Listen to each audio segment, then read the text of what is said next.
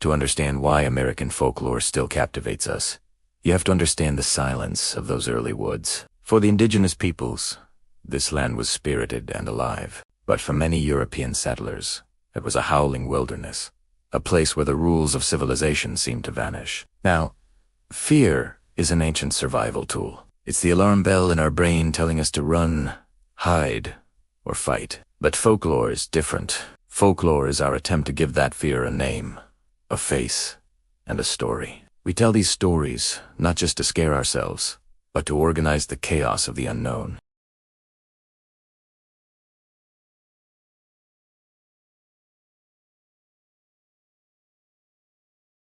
Perhaps no figure is more iconic in the American pantheon of terror than the Headless Horseman of Sleepy Hollow. Washington Irving's tale is often remembered as a quaint Halloween cartoon, but its roots dig much deeper into our psychology. The horseman is the trauma of war made real. In the story, he's a Hessian soldier mercenary who lost his head to a cannonball during the Revolutionary War.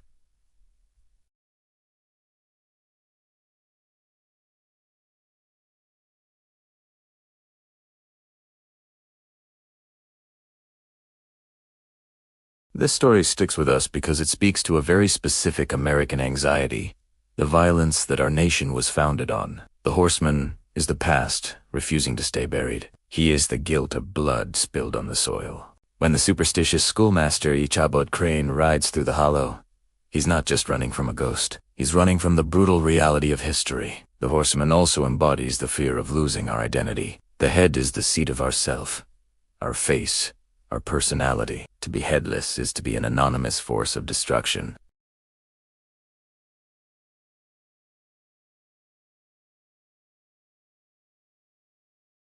Now, let's move south from the misty Hudson Valley to the Pine Barrens of New Jersey.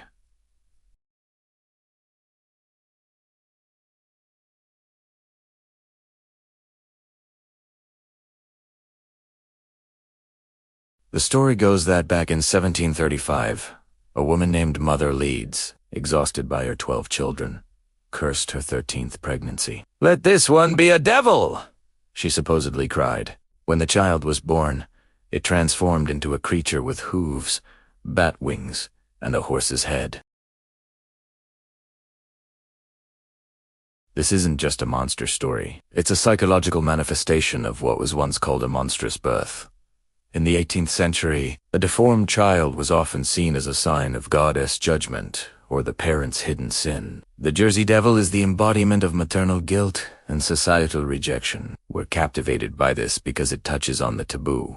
It explores the dark side of family dynamics, the resentment of a parent, the fear of an unnatural child, and the terrifying idea that our angry words can have real, physical consequences. The Pine Barrens themselves represent the isolation of rural life, where secrets can grow into monsters. The Jersey Devil serves as a chilling warning. Do not reject your own, or it may come back to haunt you. So why do we seek out these stories? Why do we pay money to be scared by horror movies? Psychologists call this recreational fear. When you hear a story about the Jersey Devil while sitting safely in your living room, your body releases stress hormones like adrenaline, but your brain knows you're not in actual danger. Peace, conflict feeling, fear, while knowing you're safe triggers a release of dopamine and endorphins. It's a natural high. Folklore also acts as a form of threat simulation. Evolutionary psychologists suggest that scary stories are like a training exercise for danger. By imagining what we'd do if we ran into the Headless Horseman, we're mentally rehearsing survival strategies in a safe space. These stories also act as a kind of social glue. Fear binds people together.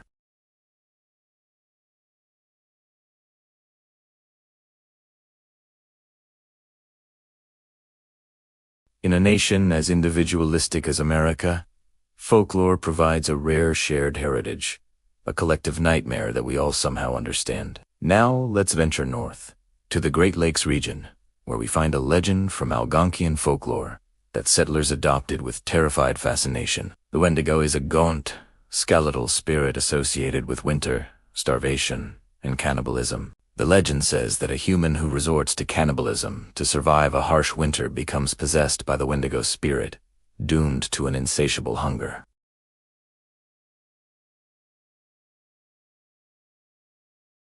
This figure taps into the primal anxiety of scarcity. In the past, starvation was a very real threat. The Wendigo is the physical manifestation of greed and the breakdown of society's ultimate taboo. In modern times, the Wendigo has evolved in our imagination to represent something else: environmental destruction.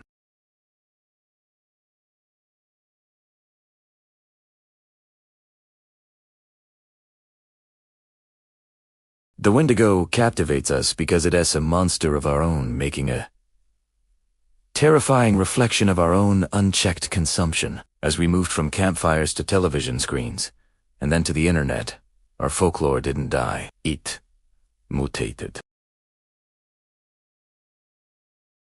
Bigfoot represents the wild man archetype, the link between human and animal that we feel we've lost. In an age where satellites have mapped every inch of the earth, Bigfoot represents the hope that there's still some mystery left in the world. We almost want him to exist because we don't want the world to be fully discovered. Then came the internet and the birth of creepypasta, our digital folklore.